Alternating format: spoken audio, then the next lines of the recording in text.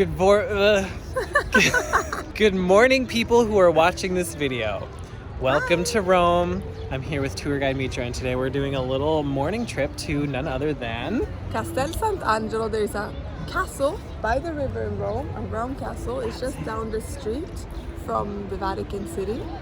And this is a castle that will start as an imperial tomb in the 2nd century AD for Emperor Hadrian, so from 135 to 139 AD. And then they're going to keep using it as a tomb all throughout the century until Emperor Caracalla. And in 590 AD, it's going to become a fortified castle.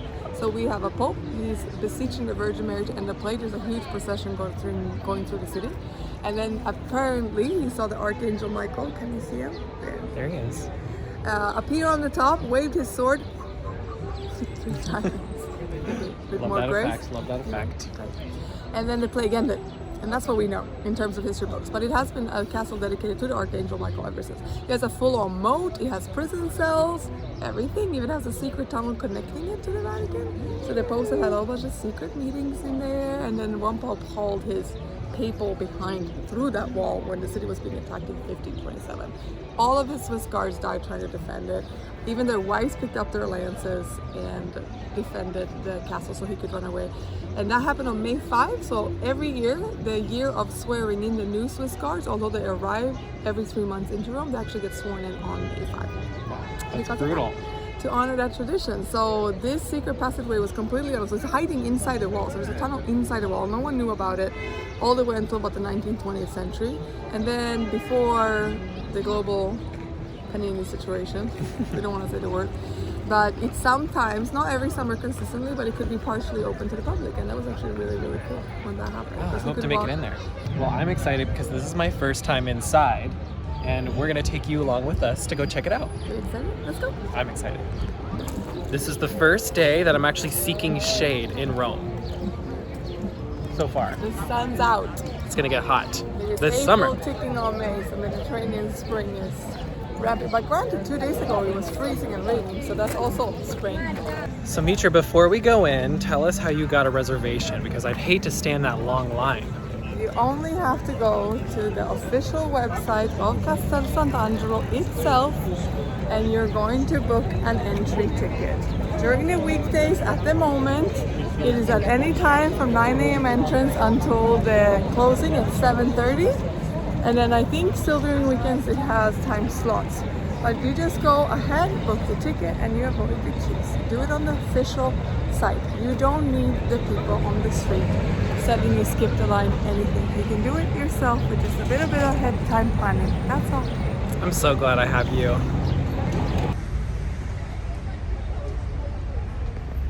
Check out this awesome view.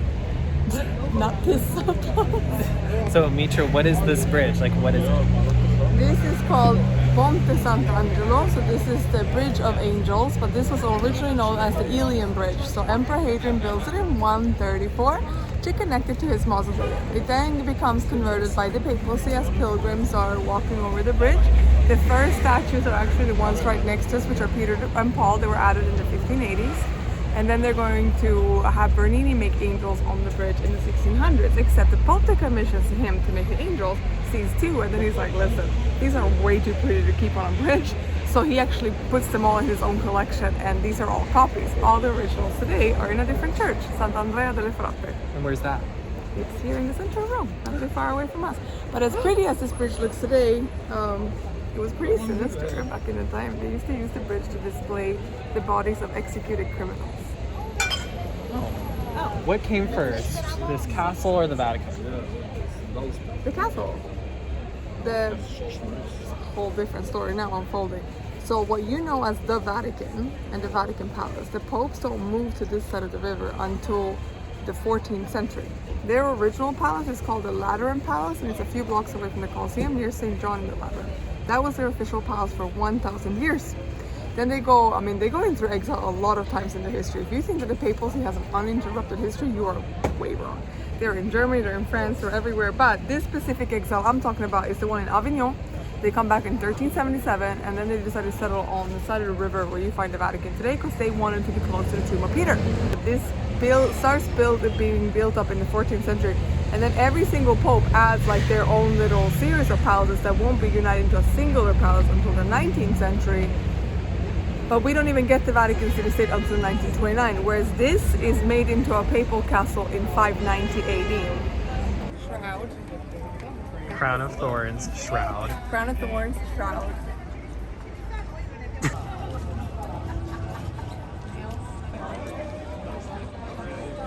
Go.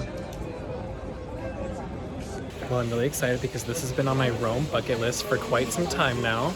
We're finally making the trip inside. I don't even know much about this place, and that's why I have a personal tour guide with me. You're so lucky. I am so lucky. So here you see original foundations from the 2nd century AD mausoleum. In rebuilding it in the 6th century, and the fortifications that have gone on afterwards, they've of course ripped and stripped a few bits and pieces off.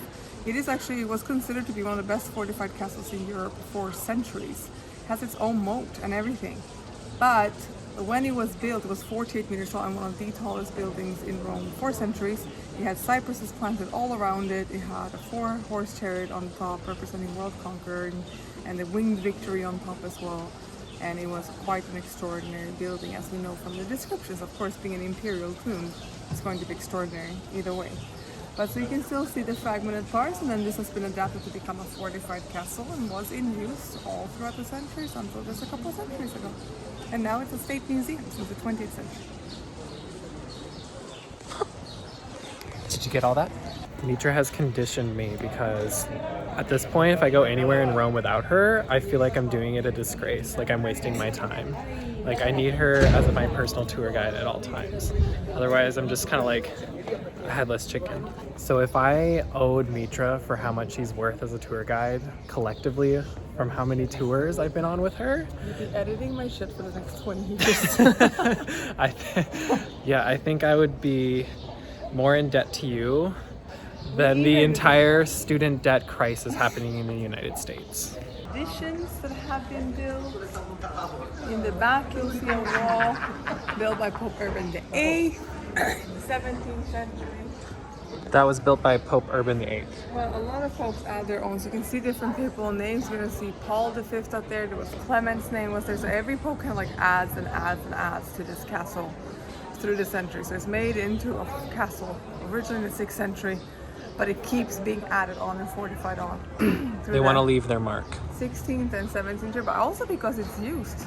It's actively used. I mean, I told you, a pope took to being in here. He was besieged, yes, but he was also keeping himself alive.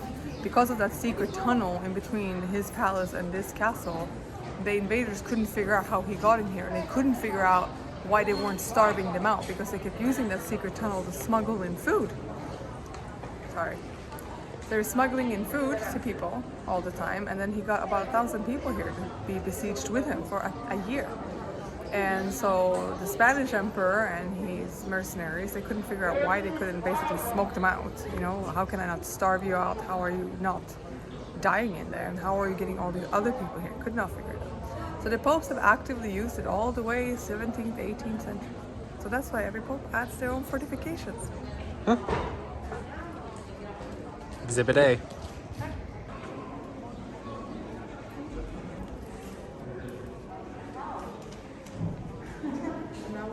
Atrium, the entrance of the old imperial mausoleum, dating back to the 2nd century AD. This way.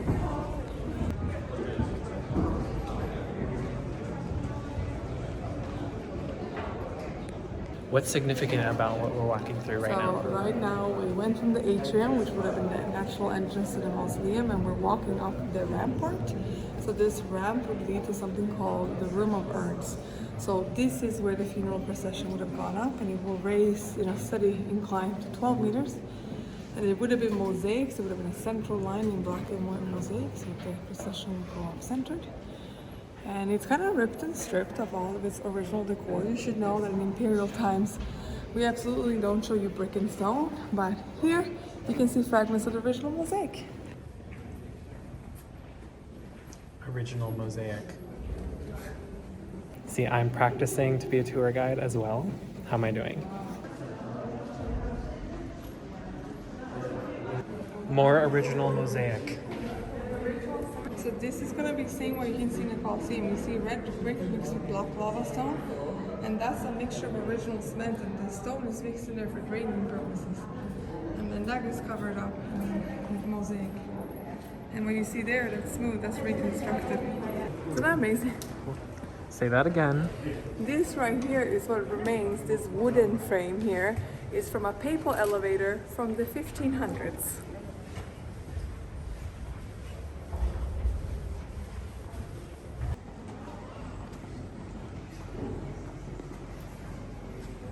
Now we're in the Hall of Urns.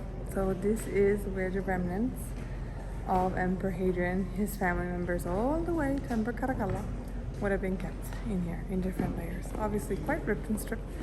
When you see the holes in the walls, if it looks like Swiss cheese, somebody has ripped off the marble wallpaper, so there would have been much more elegant paneling, much more colorful, much more decorated.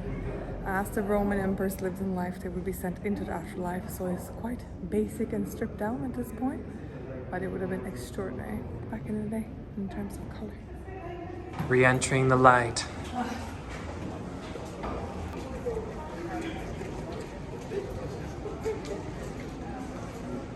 Ooh, it's quite bright when you come out of the cave. It is quite bright when you come. So now we are in the Courtyard of Honor. It's the papal apartments that extend up all the way to the left of us where we're standing right now. The popes decided to build apartments here starting in the 15th century. No luxury will be missing, but also because this is a time where rivalry and tumultuous attacks really amplified. So the story I keep telling you about 1527 is Clement VII, who had to stay here for an entire year. And so the statue of St. Michael the Archangel, you can see here, it's like almost like a prototype of it with metal wings on top of it. But it will be, the one that you see today is from 1544, and it's made by Raffaello da Montelupo. And it's going to be on the highest terrace all the way up to the one that you see from outside right now. So, I'm blown away. I was not expecting this. it's a mixture of imperial mausoleums and papal apartments. So my mom is thinking of renovating her fireplace back home. So I am taking this video. Maybe she can pull some inspiration from this papal fireplace for her own construction. In case you need a size reference for size. Yeah. So normally you think if you see bumblebees, that would be Pope Urbanus Barberini, but this papal crest doesn't only have bumblebees on it, it has also a column, which means that this is from the 1780s.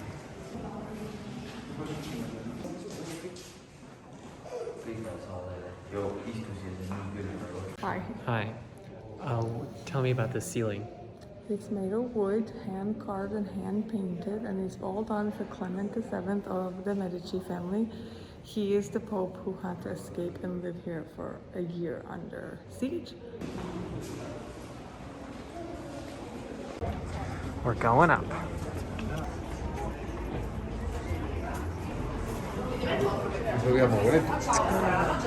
Now that's cool.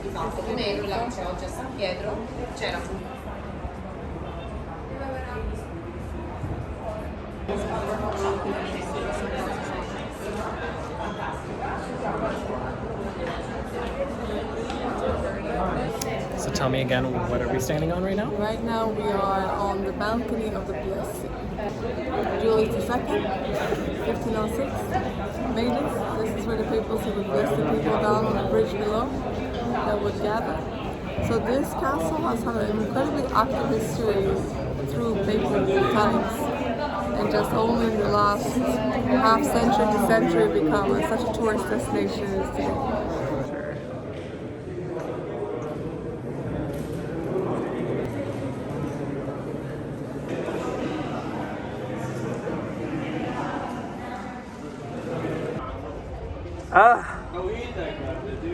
Rome, you look so good today. I'm giving my blessing. So Mitra, what is this Pontifex Max word I'm seeing all over the place? Pont Max is short for Pontifex Maximus. Sometimes you also see it as PM. You will see it everywhere that is related to the papacy, to the church.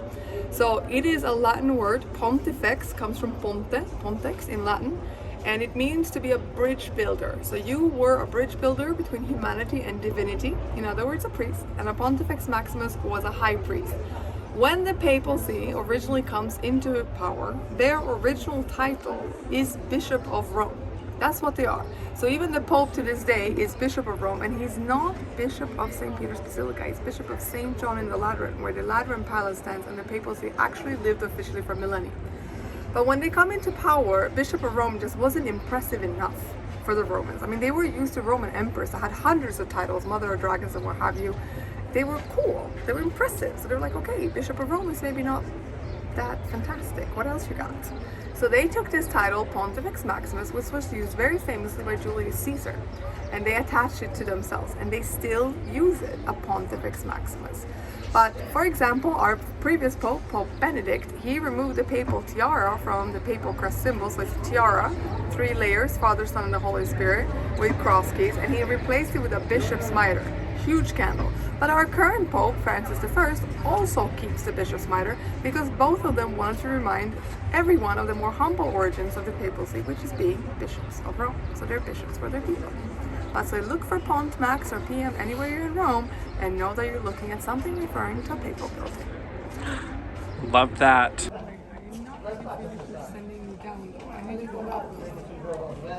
We went the wrong way. Okay, well, this is the man behind the video. Hi, nice to meet you. Hannah. Well, very nice to Nice meet to you. meet you. Can I take a picture? Oh, yes, please. I was like, oh my gosh, that's her. This is my mom, Frances. Hi, how are you, Frances? Oh my gosh, I'm so excited. She was waiting for you upstairs. Yeah. Finally.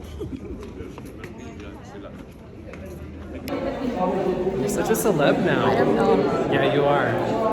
You deny it, but how many times have you been recognized? Yeah, you don't even remember. Times, but that's it. No, at least 10 times. But She's just being modest.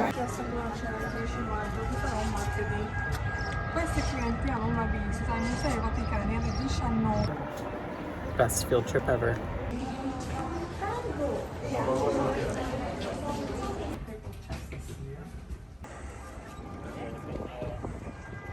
Are you filming me? Mm-hmm. Everyone gets to see Rome, but not everyone gets to see you. Everyone, I think Rome is more interesting than I am. To be honest No. with you. Take me to the view.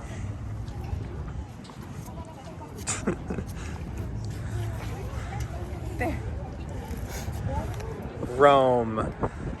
I'm noticing a statue here. Want to tell me about you. it? Is Are you it? the David? I am the David. 40. Tour guide Mitra, what is this? My nose? No. This. Oh, that? Yes. It's old and it's important. Oh, you wanted me to actually tell you. Okay, not like all the illegal tour guides anymore? We're losing her. Sorry. This statue is made in the 16th century, and it is the Archangel Michael about to sheath his sword back in.